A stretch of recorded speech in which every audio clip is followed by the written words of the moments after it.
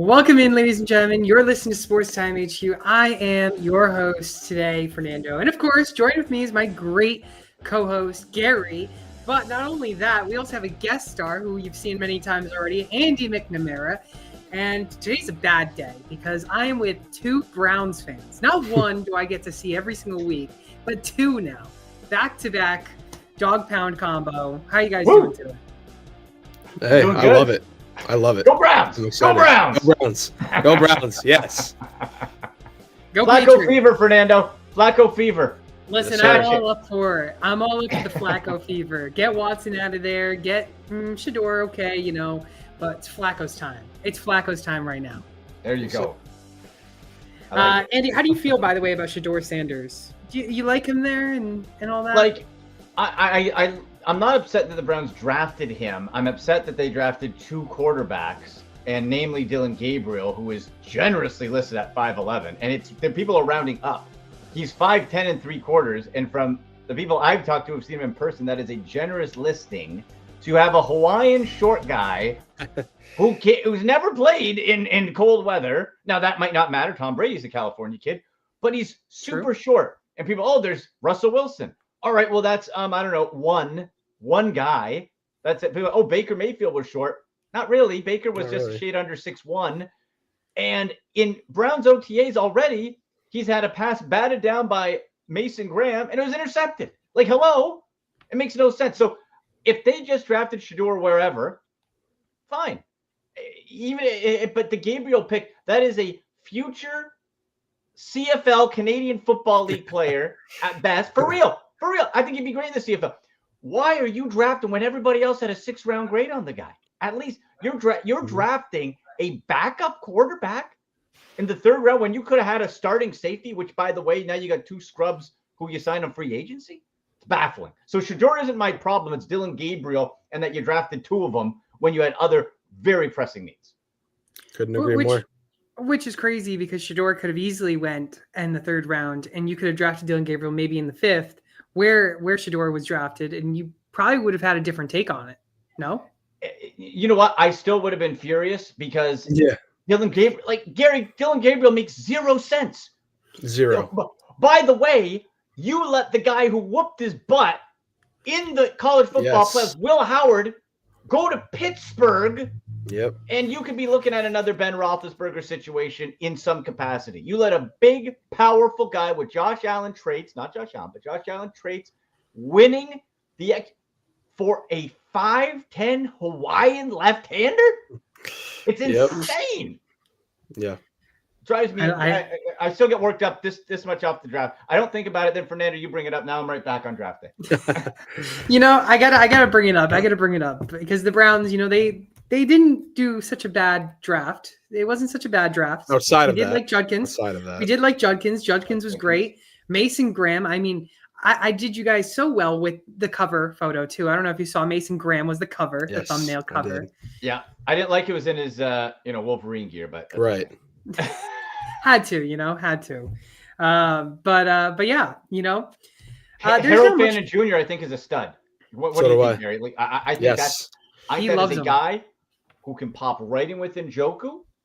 And that's why I wasn't upset they didn't draft a wide receiver. I think Harold Fannin Jr. can be, if they really go back to the Stefanski style, that guy can be a year 1 contributor. Yeah, I totally agree. If you ask Fernando, I mean, we did our draft rankings before the draft had started. I had Judkins at RB2. That's a very, very hot take, but I will go to the grave with that one. I had Fannin as a tight end 2. And I had her as the quarterback 1. So before my team even picked, we had a great draft. And nice. No one can say that I had any bias in part because that was released like a week prior to the draft. So beautiful. I like it, man. I'm happy with how it went out. Outside of Gabriel, of course. But yeah, I was happy with it. What's the odds? Just hear me out. Because you guys are Browns fans. Week 1 comes. Say no one is the starting quarterback, but Dylan Gabriel is the guy that's named starting quarterback. What would be your take on this? I don't screaming. I don't think Gary and I would be able to talk or do a show because we'd be hoarse from screaming and cursing. And I would just say, I don't know. I don't know. I'd be beside myself. I would be lost if that were the case, honestly. I'd say, I guess we're trying to go 0-17. I guess that's the goal. There. There's no, like, we know how Brown season goes. Players get injured or whatever. There's a very likely chance all 4 quarterbacks play this year. Yeah. Very likely. Just because of how Brown seasons go. But Dylan Gabriel, like, I don't know, man. If he starts week 1, that is then Andrew Berry forcing his will to make himself try to look smart, and that would be pure insanity. It's going to be the QB carousel of the year. It's going to be Cleveland. Probably. Well, let's get into some news and notes. Not too many news and notes, but a big one here is Ricky Pearsall is out until training camp due to his hamstring. He's been battling that hamstring back and forth last season. This season, he's now dealing with it already. But we do know, we always expect these players early in the season, OTAs, early training camp, they suffer those hamstrings because they're just getting right back into football. But he's already had it last season, closing out the season. He's kind of like the wide receiver 1 there in a way, or at least trying to be. Are we concerned with this when it comes down to fantasy purposes? Well, I think you have to be to a degree, right? Because it's lingering. It's not just a new thing. Now, if he's back for training camp and there's no concern, okay. So I'm not worried yet, but certainly it's something to keep an eye on, especially too, for whatever reason, the 49ers just cannot stay healthy on either side of the ball. I don't know. Can they fire their training staff, like get new people in? It's wild, but they just can't seem to be healthy. So not a concern yet, but certainly something I'm going to be tracking. Yeah, not a concern for me either, but I'm actually going to be monitoring the entirety of the 49ers wide receiver core this year because I just did a mock draft for a redraft league, and Ayuk and Juwan Jennings were going pretty much in the identical spot. I don't remember where it was, but they were like 5 spots difference with Ayuk being the top guy. Well, we've seen numerous reports where they want to make Juwan Jennings try to be the wide receiver 1. Obviously, we saw some weeks like that last year. Do we know if it's going to be able to work out? Honestly, I don't know. But I think that's going to be a situation to monitor because, in all honesty, I could see any of these guys in any given role being the wide receiver 1, at least fantasy-wise. Yeah. It's a weird year for the 49ers. Yeah, I was going to say, I feel like we're seeing this similar to what we've seen in the past in fantasy drafts with Mike Evans and Chris Godwin, because they're always being drafted very close to each other, given they don't really suffer too many big injuries. Obviously, we know Chris Godwin last season, but they're usually always consistent. These ones, there's concerns with them. Yeah. So, Gary, say again, whereabouts did you see them being drafted? I don't exactly remember what round. It was probably around the 8th round, maybe I'd say 7th, 8th round, where Ayuk was, and then Juwan Jennings was about 5 ADP slots beneath that. So that's interesting. I don't know. It might be too rich with the injury concerns and everything. I agree. Yeah. And this is a strange year for the 49ers. Like, what are they trying to do? Right? Like, I don't know what they are trying to do here. Like, it seems like they're half, you sign Brock Purdy, you still got injury concerns all over what? I don't know. So I'm not excited about them outside of, Christian McCaffrey, George Kittle upped again, but we know he has injuries, right? Like, there's just so many questions. So it's not that I don't necessarily want pieces of the 49ers, but I'd be fine waiting to take some and not rely on any of them really as my number 1. Yeah, I think if you're drafting them with the expectation of them being your wide receiver 3, maybe borderline 2. But fair. Two's a little rich still. Yeah. Another news is, have you guys seen the Lions schedule? Because it's not too easy. The Lions have 7 of their 9 road games this season with teams above 500. Not only that, they were all playoff teams. And the other 2 games that they're facing that are going to be road games are the Cincinnati Bengals and the Chicago Bears, who are both also still pretty good teams. Yeah.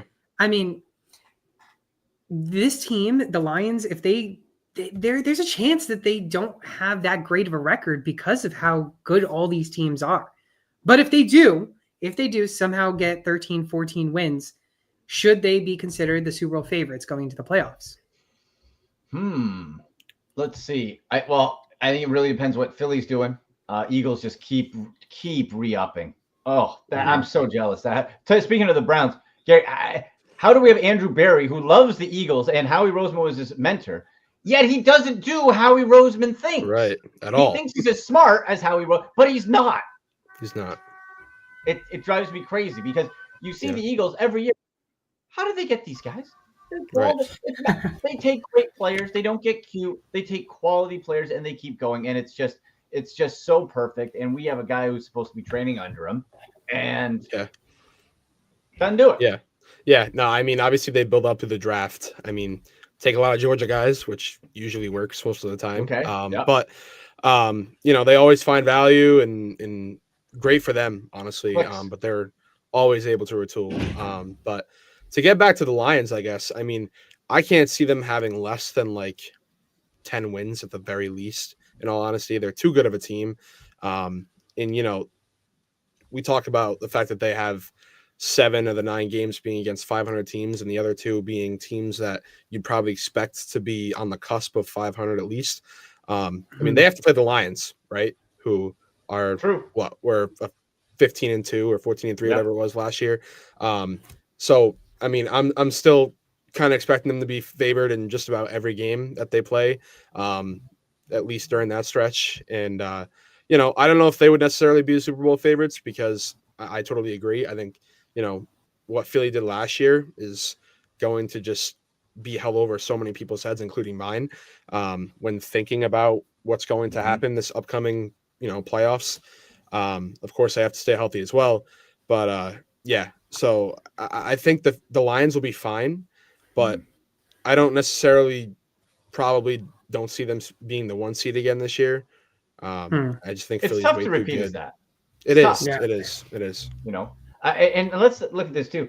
These are all the records, the difficulty schedule from last year. Well, there's been so much that has happened, right? There's free agency, there's drafts, there's players leaving. Like Minnesota went 14-3. I know about you guys. I am not a JJ McCarthy believer at all. You're telling me you're going to dump this guy right in there off of it, never play, and you're supposed to pick up and go?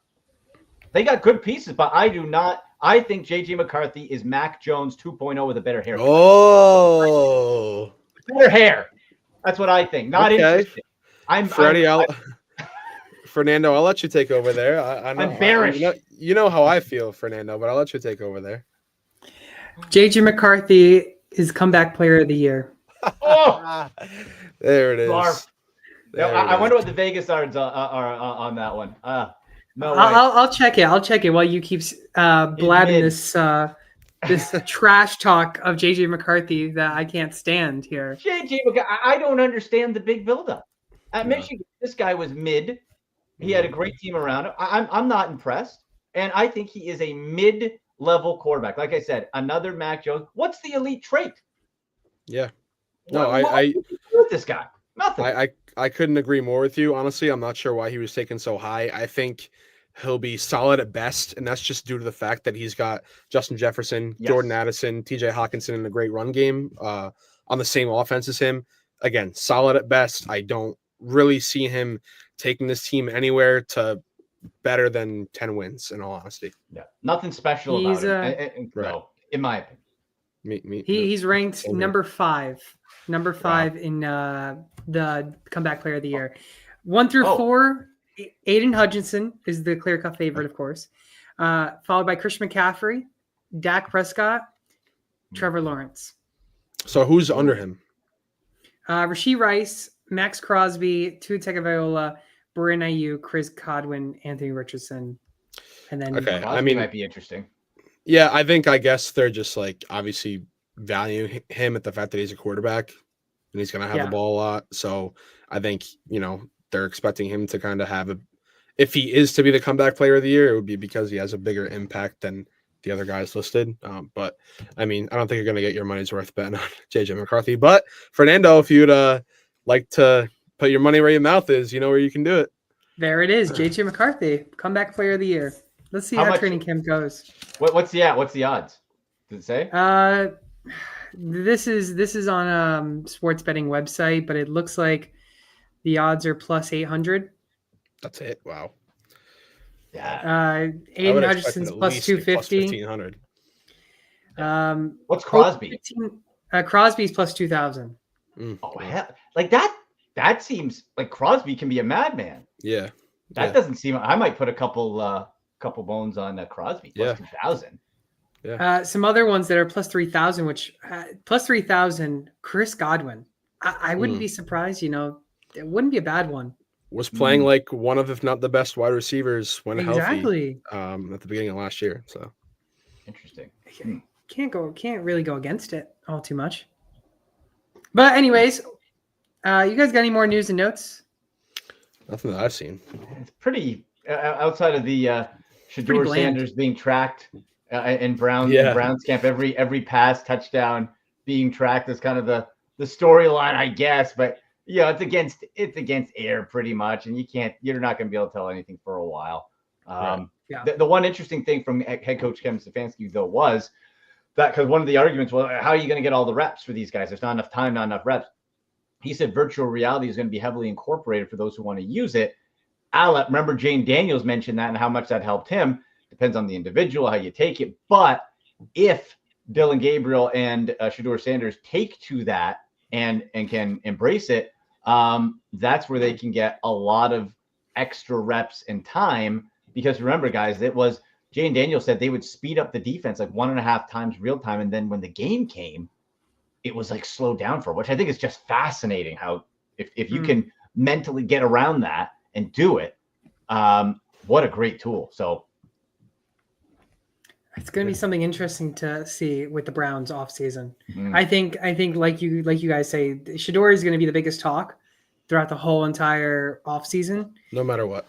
Yeah, I mean, no matter what. Which is crazy because if you really think about it, he's just a random 5th round pick. But again, because of the name, he's getting all the hype in the world. Yeah, true. But I guess let's get into the most important thing of today's show. And that's, of course, the final time we are going to be doing a rookie mock draft. Most of people should already practically be done with their rookie mock drafts. If you haven't, well, this is your last chance to really look at how the stakes are with a lot of these players being drafted. Ashton Genty, of course, always the consensus 101. But Andy, I mentioned to Gary a couple weeks ago, Ashton Genty, one of my drafts was actually not the 101 pick. It was actually Cam Ward. Doesn't even make sense. Really? I don't care. This doesn't even make sense. Like Superflex, Superflex. They needed a quarterback. They had no other quarterback, really. I think their best quarterback was Mac Jones. That was their best quarterback on their roster. Yeah, that can make sense. Like that was the best quarterback on their roster. Yeah, best quarterback on their roster. How? I don't know. That's a bad team. I guess then you have to go Cam Ward. Yeah, Mac Jones isn't gonna play. Yeah, right. For instance, I had the 102, and I actually asked him. I said, "Hey, what do you want for the 101?" Because I was interested in trading up for Genty. He goes, "Nah, it's okay. I'm drafting Cam Ward here. I need a quarterback." I said, "Okay." I said, "Thank you." Like if I was him, I would be like, "All right, what do you want to give me?" Because one spot should make a big difference, but again, Genty versus Cam Ward is a big difference in price. So the fact that he could have got so much of a haul. He just lost a lot of money there. Could have fleeced lost a lot of money. My goodness, I couldn't believe it. But I mean, hey, I'm not complaining. I got Genty now in my league. That's it, man. Good on you. Andy, I see you're in it now officially, right?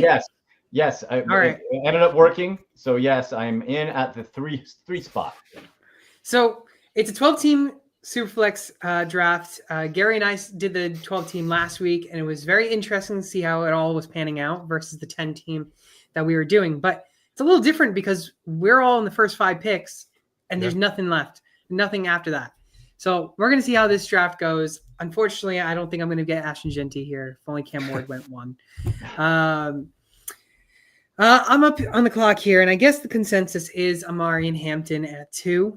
And I'm going to be a little different, and I'm going to take Travis Hunter. I'm going to say my team is in need of a wide receiver, and I'm going to take a wide receiver at my pick here. And the question, of course, is going to be how much of the time is he a wide receiver? Right. And what does It's that mean true. for fantasy, right? That's the tricky true. part. Okay. So I got Hampton sitting here. I got McMillan with Carolina. Do I trust Go for Bryce Judkins. Judkins Well, at 3. I'm looking actually at that because I really like Henderson as well. But I think going back to the run heavy, I'm going Quinshawn, a little OHIO. Amarian Man, falling. excite me. Definitely excite me. Amarian Hampton going at 4, but Gary, I think you were drafting at 1-5 expecting Judkins to still be there. Oh, 100%. And I was going to make this big thing about how I'm picking a Brown over a Patriot in today's show, and we would have just both loved it. But listen, Andy already did that for me, so that's totally fine.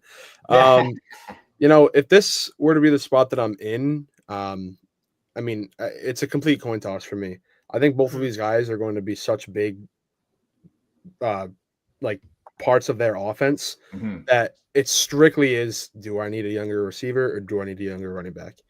And if I were to draft off of how, my number 1 dynasty team is, I need a younger running back, so I'm going to go with Trevion.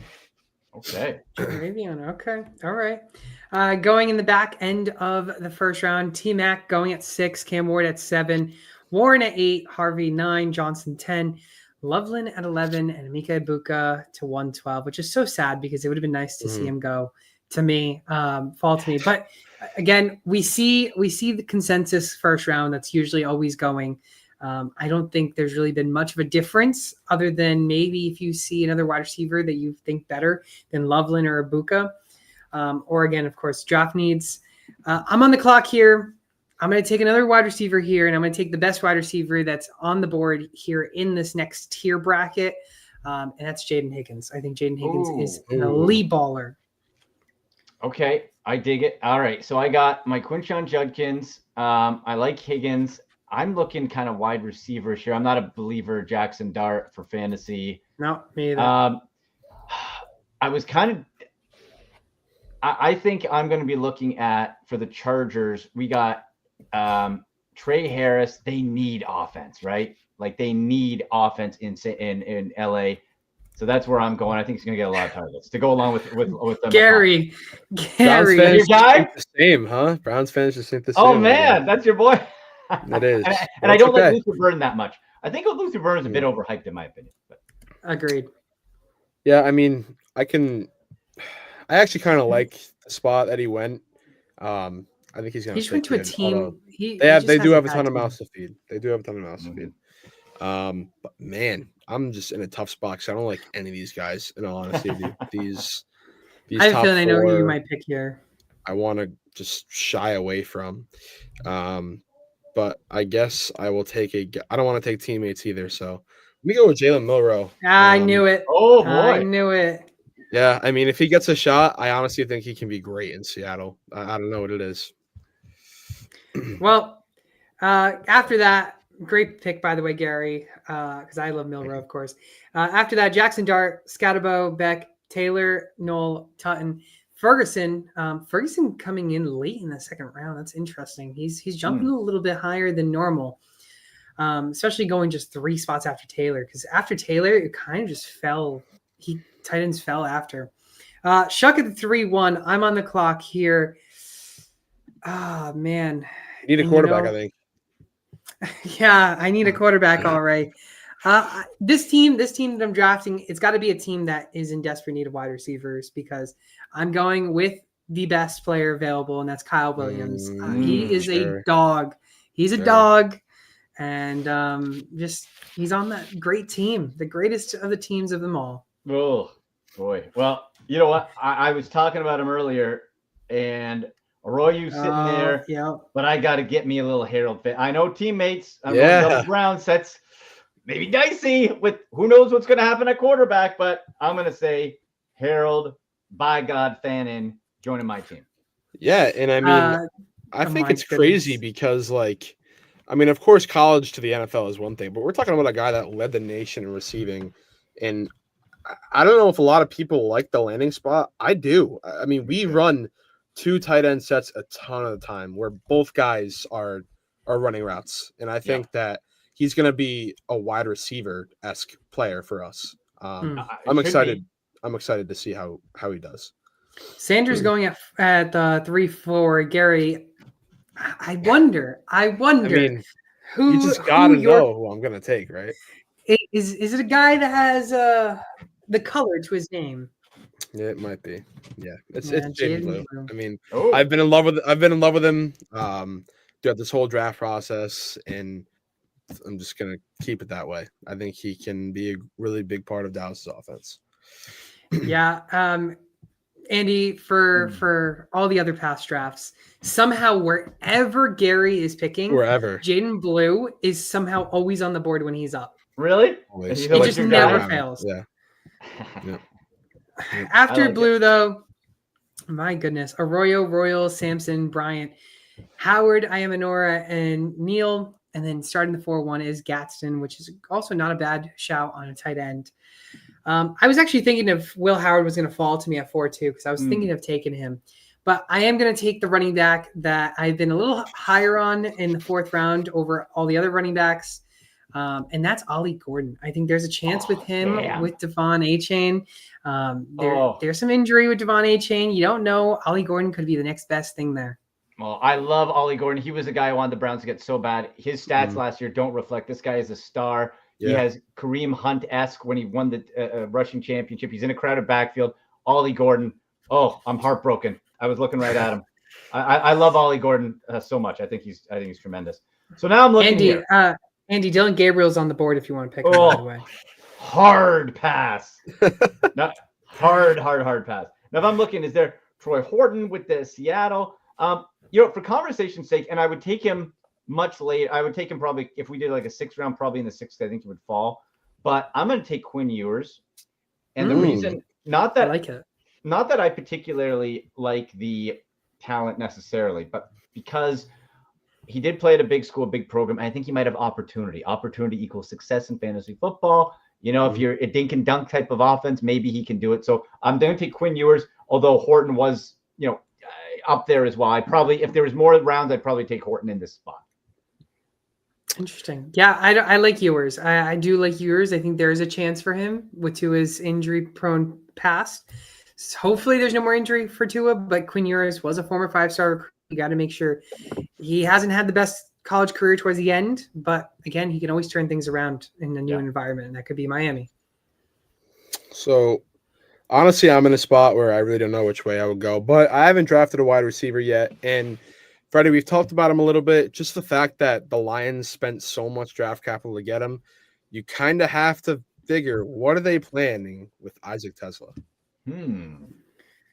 I like Tesla's pick because he was drafted so high, but yet he's being drafted in rookie drafts so low. Yeah, that I think there's no risk, no reward. Like it's a risk reward type of player. There's no really much risk, but there's also a higher reward that you could possibly get out of him.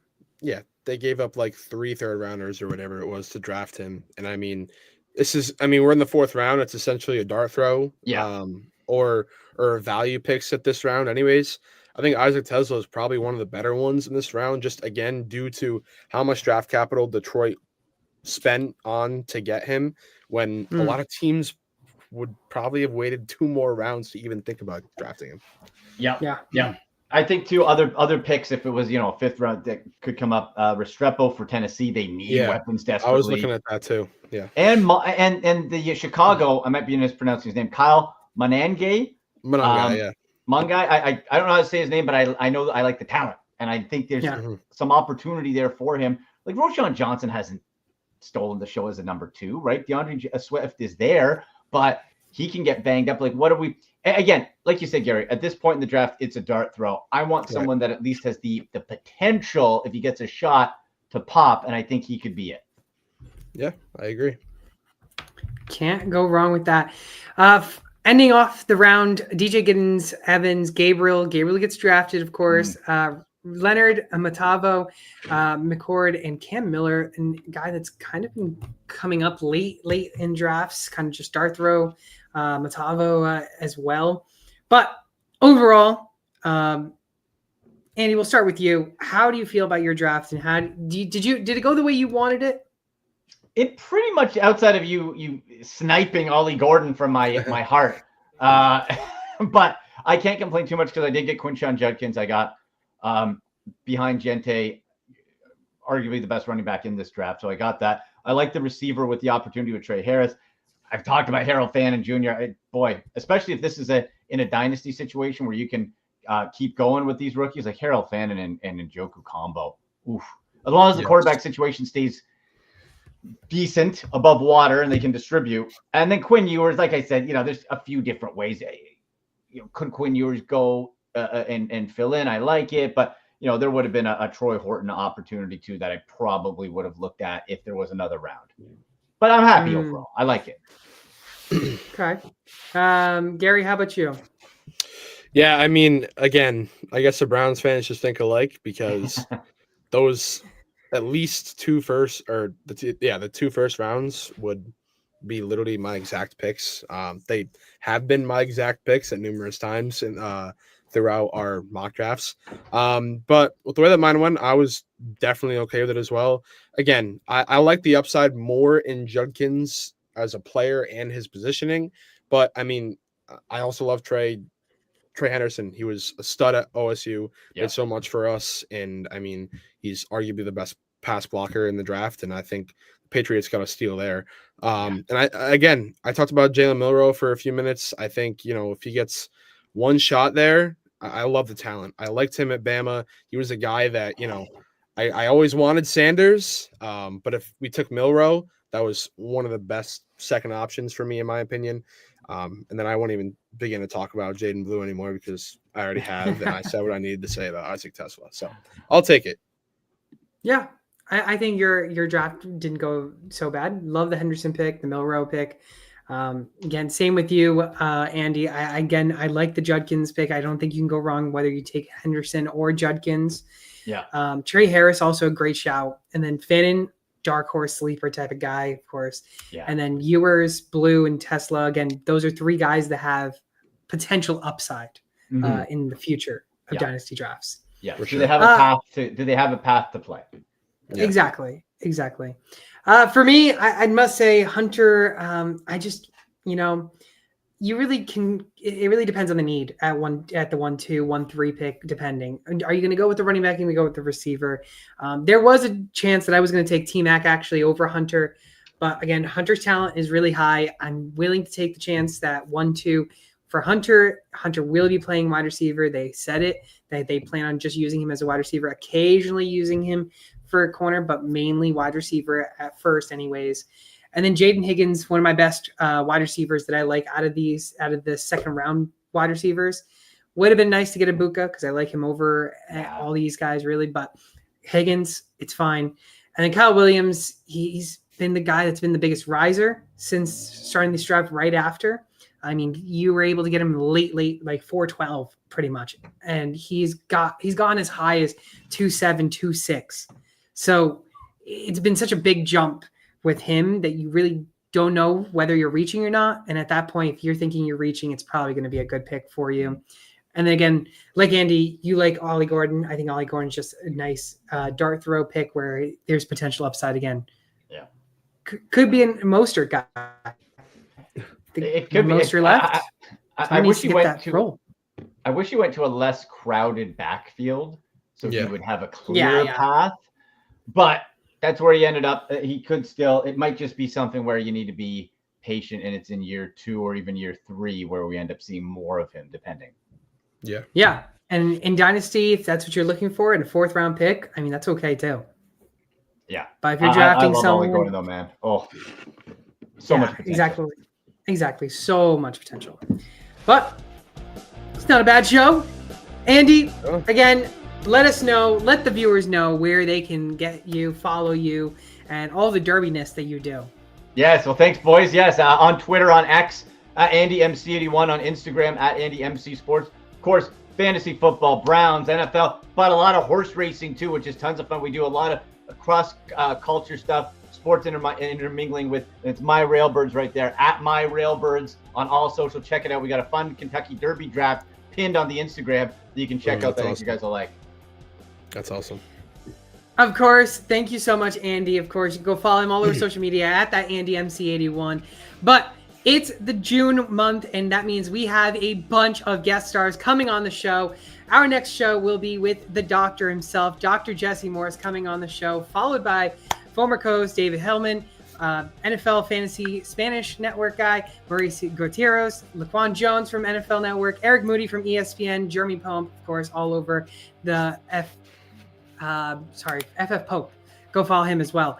But again, we got Marcus Grant also coming on the show either early July or maybe going to squeeze him in at some point this month. But again, go and follow us all over social media at SportsTime HQ. I was joined by my great co-host, Gary, and I'm your host, Fernando, and we are going to see you all on Wednesday, 7:30 p.m. Eastern Time.